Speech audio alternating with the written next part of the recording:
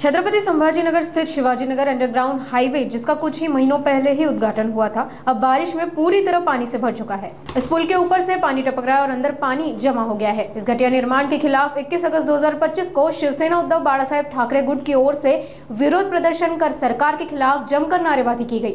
साथ ही पुल का निर्माण काम करने वाले ठेकेदार पर भी गंभीर आरोप लगाए गए।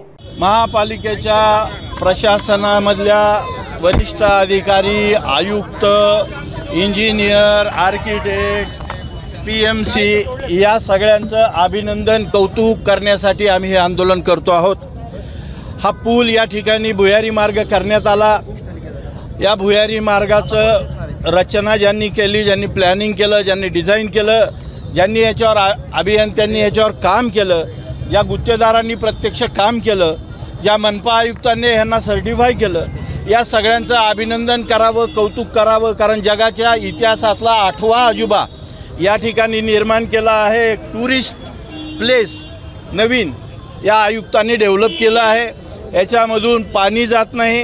बोगदा करत असताना साधी गोष्ट आहे, म्हणजे वेड्या माणसाला सुद्धा कळेल की या ठिकाणी जर पाणी साचणार असेल तर ती जायची व्यवस्था नीटशी केली पाहिजे।